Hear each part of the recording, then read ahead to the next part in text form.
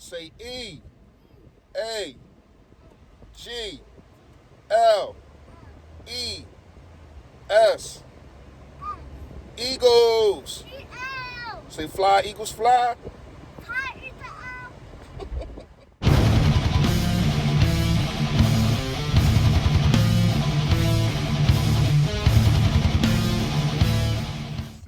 To me. You have Kelsey. Jack, here's Kelsey from a couple weeks ago. That being said, I think at all times in the NFL, the focus should be winning the football game. Nothing else takes precedence.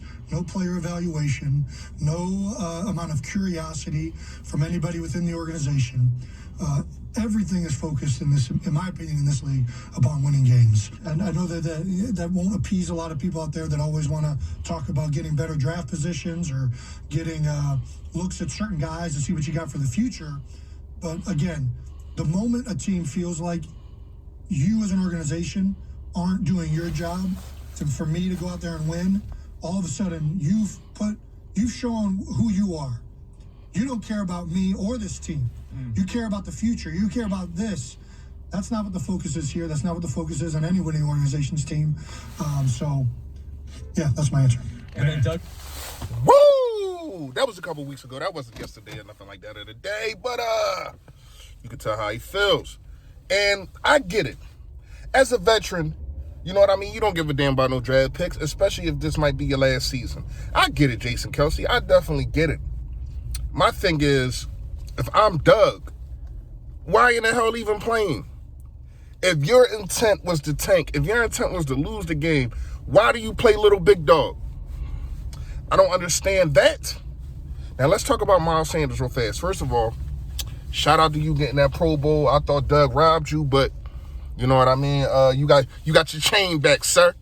You got your. I thought Doug robbed you, but you got your chain back, man. But in all seriousness, shout out to him for making the Pro Bowl. But here's what I can say, man. Miles Sanders, I think Miles Sanders is kind of wrong. I think Miles Sanders is kind of wrong in talking about benching Jalen Hurts or whatever the case may be. And the reason I think that is because you really did not speak up for Carson. I know Carson was having a bad season. But it wasn't like Jalen Hurts was out there having a good game. His last 3 games has really not been good. His turnover to touchdown ratio is 4-1 turnovers. You know what I mean? When he got benched, he was 7 for 20, 2 picks, and no touchdowns. Now, you want to say the rushing touchdown? All right, cool. I ain't got no problem with that.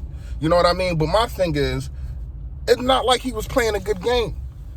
Now, I don't know if Doug, because the question is now, when you got Miles Sanders speaking up, because we heard what Miles Sanders said. Miles Sanders basically is saying, man, like I don't understand it. I don't get it. When you got all these people speaking against Doug Peterson, who is staying?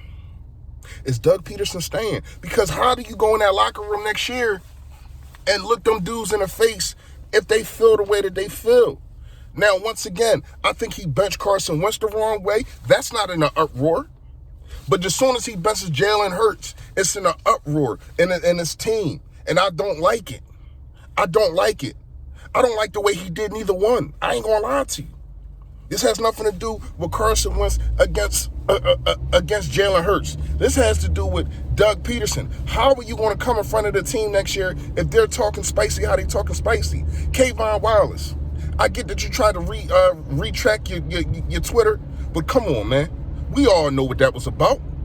You basically saying, man, when I suit up, and no matter what game I go into, it's to win. We know what that's about. Come on, man. So you got all these dudes speaking up against Doug Peterson, man. And a lot of these dudes are Jalen Hurts fans. A lot of these dudes seen what he did at Alabama. A lot of these young guys seen what he did at Oklahoma, almost winning the Heisman Trophy last year. I get it. If I'm Miles Sanders, I'm heated. I'm definitely heated because this guy, we were supposed to go to war together. You did not let us know, because it's a way that you could have let us know by having healthy scratches. Now, Alshon Jeffrey was a personal issue, whatever the case may be. Don't know what that's about. But still, you put this kid in.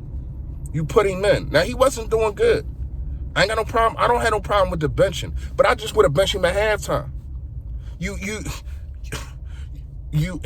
was like when the Jets was winning earlier this year. And then they basically said, what are you doing?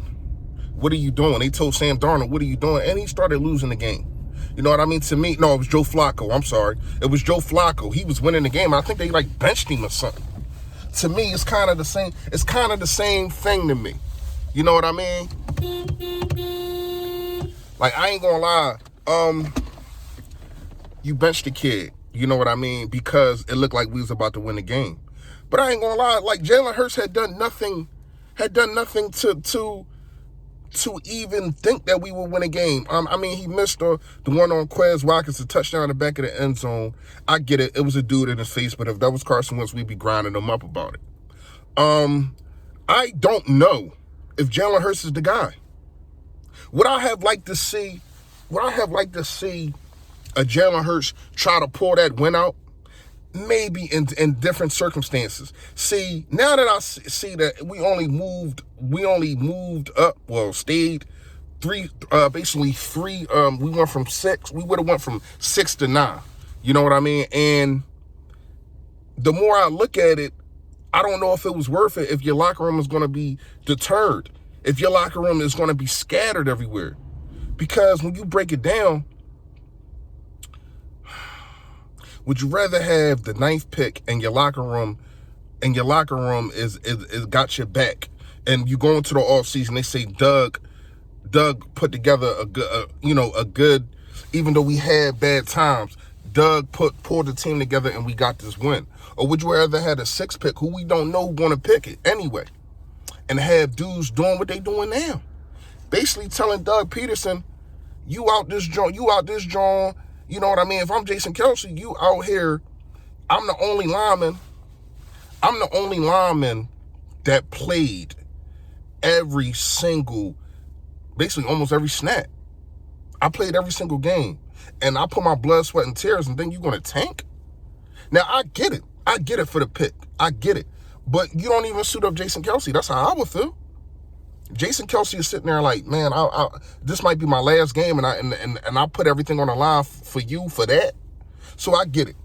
I'm playing devil's advocate here because I understand about tanking for the pick, but I also understand how some players feel some type of way.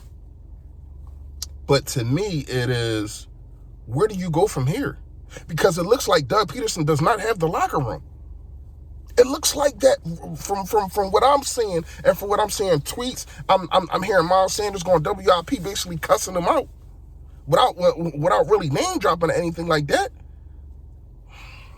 Where do you go from here? Miles Sanders is your 4th or 5th best player on the team. If you don't got the trust of him, then what? I don't know, man. I don't get it. I don't understand, man. It's a lot of things I'm in an uproar about. I ain't gonna lie. Like, I'm really glad that the season is over. I'm really glad that the season is over because it's time to really evaluate this whole season. And I'm going to be doing that, and Jeffrey Lurie need to be doing the same freaking thing. This team freaking stink from head to bottom. Head to feet. It stunk. Carson Wentz was the scapegoat, and so is Jim Schwartz. That's what we're coming down to right now. Doug Peterson is a puppet, yo. Doug Peterson is a puppet. He doesn't know how to be that man. He doesn't know how to be that man. That's what I think. Let me know what y'all think in the comments. Yo, that.